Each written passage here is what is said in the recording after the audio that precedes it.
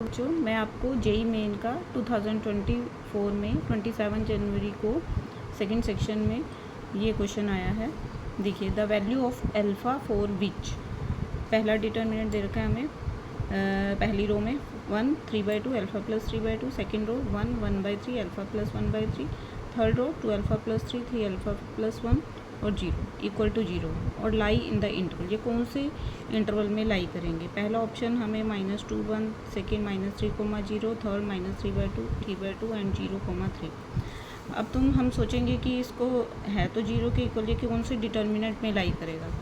तो यहाँ से अगर हम कुछ 0 बना सकते हैं, जैसे 1 की प्लेस पे 0 आ सकता है, 1 में से 1 माइनस करके। तो ये क्या है? पहली रो, और ये क्या है? Second row. फर्स्ट रो में से हम सेकेंड रो को माइनस कर सकते हैं, यानी R1 में हम R1 माइनस R2 कर सकते हैं। तो यहाँ बन जाएगा 0, ये 3/2 माइनस 1/3, ये अल्फ़ा अल्फ़ा कैंसिल हो जाएगा, 3/2 माइनस 1/3, और सेकेंड रो से as it is 1 1/3 alpha plus 1/3, third row भी as it is 2 alpha plus 3 3 alpha plus 1 and 0, ठीक है, इक्वल टू 0। अब ये भी 0 हो गया। अब हमें एक चीज़ दिख रही है यहाँ पे कि 3/2 माइनस 1/3, यहाँ पे भी 3/2 माइनस 1/3, ठीक है। यहाँ से हम कॉमन ले सकते हैं, यानी 3/2 माइनस 1/3 कॉमन लिया, 0 फर्स्ट रो में से ओनली, 0 1 1, और यहाँ पे 1 1/3 alpha plus 1/3 and third row 2 alpha plus 3 3 alpha plus 1 0 equal to 0, ठीक है। अब क्या हो सकता है? अब इसमें हम यहाँ से दिख रहा है हमें, यहाँ पे भी हम 0 बना सकते हैं। ये सेकंड कॉलम है, ये थर्ड कॉलम है। सेकंड कॉलम में से थर्ड कॉलम को हम माइनस कर सकते हैं।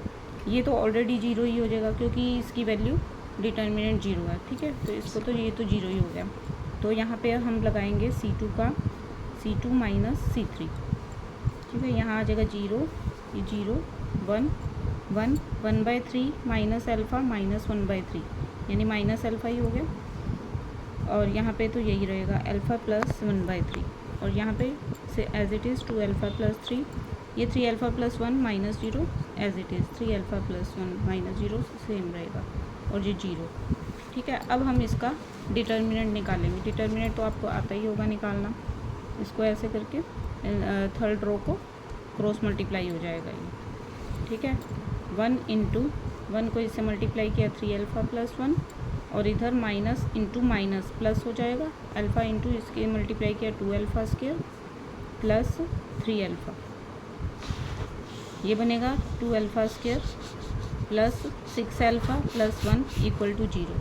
तो इसकी तो मिडल टर्म हो नहीं पाएंगी, तो इसका हमें उस मेथड से निकालना पड़ेगा, डी मेथड से। 2 alpha square plus 6 alpha plus 1 is equal to 0, यानी x is equal to -6 plus minus root 36 minus 4 to the 8 by 2 into 2 4, ठीक है। -6 प्लस माइनस रूट 36 में से 8 माइनस किए 16 में से 28 बाय 4, -6 प्लस माइनस 28 के फैक्टर बनाए 2 1 4 8 2 7 4 2 रूट 7 बाय 4, यहाँ से 2 कॉमन लिया, -3 प्लस माइनस रूट 7 बाय 4 यानी 2। तो इसकी पहली वैल्यू क्या बनेगी? -3 plus root 7 by 2 and -3 minus root 7 by 2।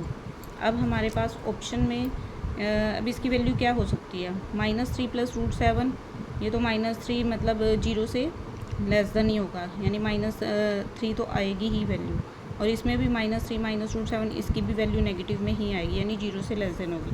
तो इसमें तुम देख सकते हो कि कौन सा ऑप्शन बन सकता है। ये बन जाएगा बी ऑप्शन, -3, 0, ठीक है। तो ये आ गई 0 से लेस देन ही है, -3, 0, फर्स्ट की वैल्यू -3 आ रही है। इसी तरह से ये ऑप्शन सही हो, ठीक है। Thank you.